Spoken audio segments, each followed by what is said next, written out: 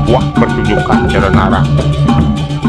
Gamelannya pun menandakan bahwa yang akan dipersembahkan adalah hal yang sangat menakutkan dan serem. Satu persatu lakon dimainkan.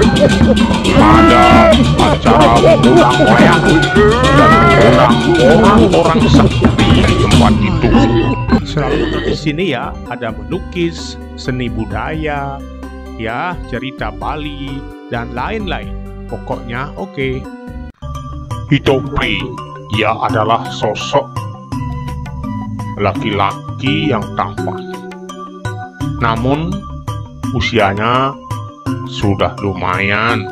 Namun sampai saat ini Hitopri belum juga memiliki pasangan atau istri.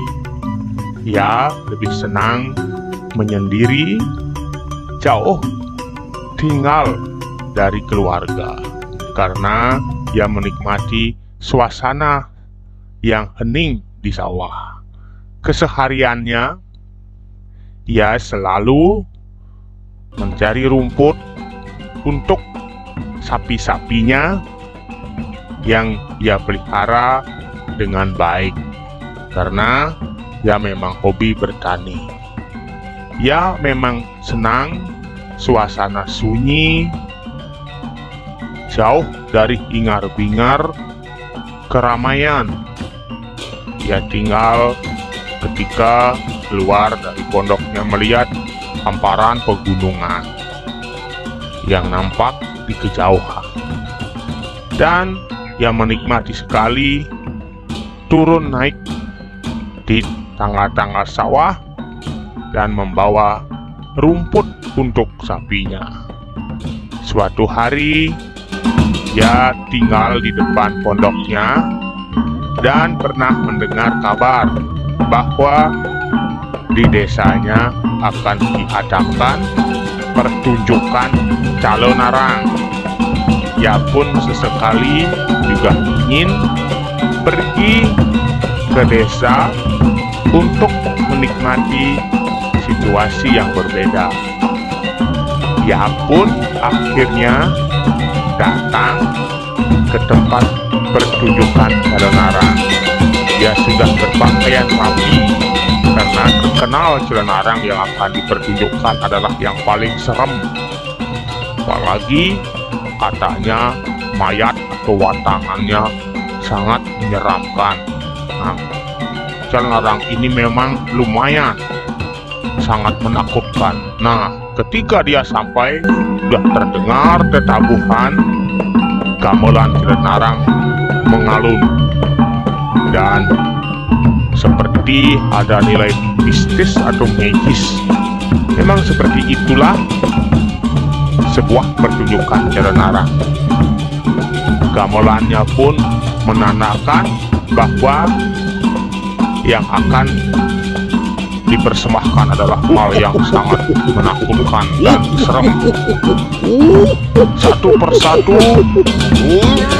lakon dimainkan. Ada acara mengundang wayang dan mengundang orang-orang sakti di tempat itu. Hitopri, ia tinggal di bawah pohon mengintip kesendirian.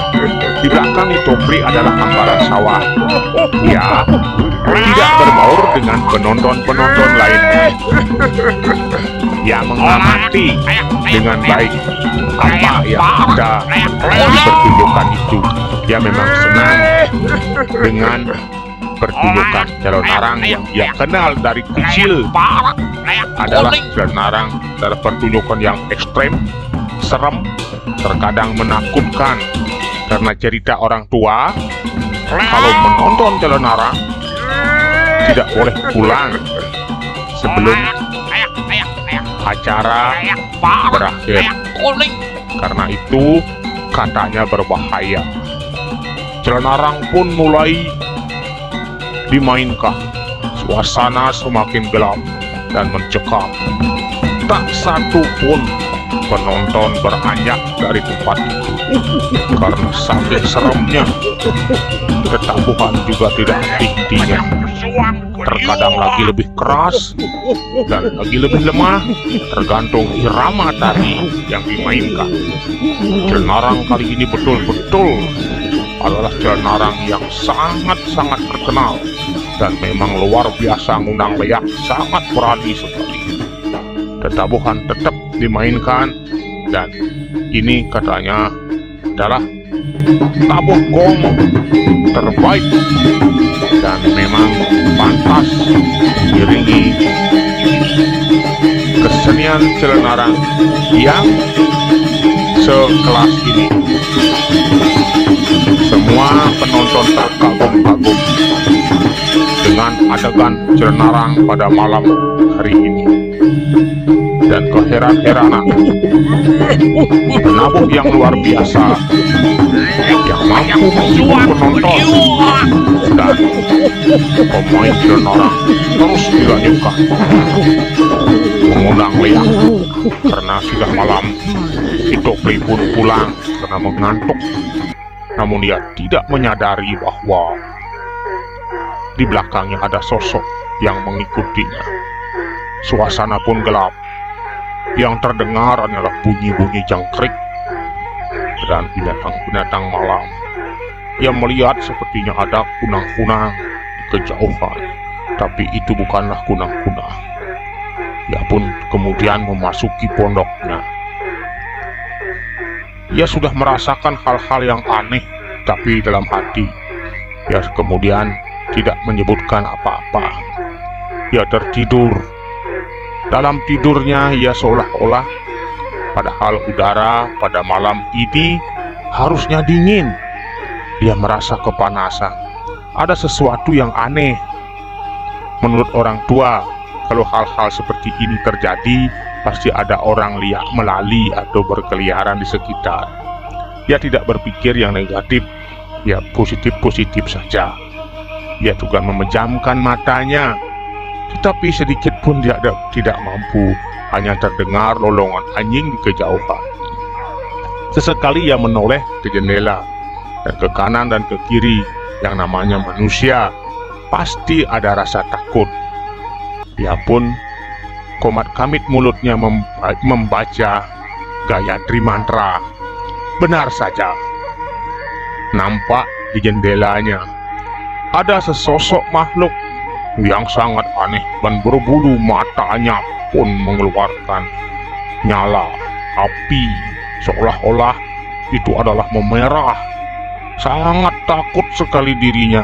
Waduh, malam ini aku betul-betul dicari. Kemudian dia pun menarik napas panjang dan mengambil selimut, mengabaikan begitu saja apa yang terjadi. Toh juga orang punya tempat masing-masing. Waduh, luar biasa. Dingin sekali badannya. Ternyata ada makhluk yang menindihnya. Matanya pun merah.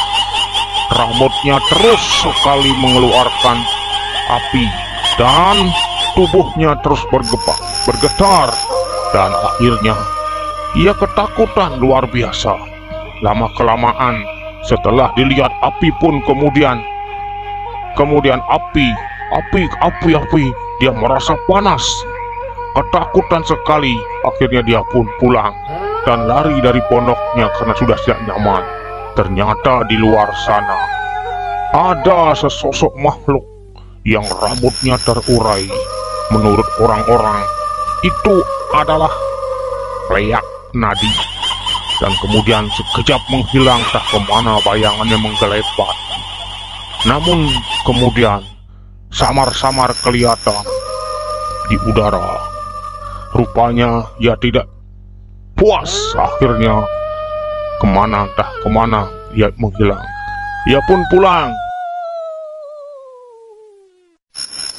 Ia dihadang oleh Leak itu sendiri di bawah pohon besar. Namun ia merasa benar. Ia tetap tenang. Kata orang-orang, kita harus tenang dan tidak merasa bersalah. Kemudian mulutnya pun komat-kamit membaca mantra yang pernah diberikan oleh kakeknya.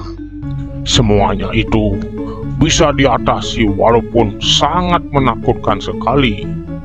Rupa-rupanya kita harus tenang menghadapi yang namanya gangguan di malam hari. Begitulah cerita Itople. Ini adalah cerita yang pernah dialami Itople beberapa waktu lalu. Itople pun pulang dengan selamat. Ia menganggap itu semua adalah hal biasa, dan itu adalah memang waktunya malam hari milik mereka.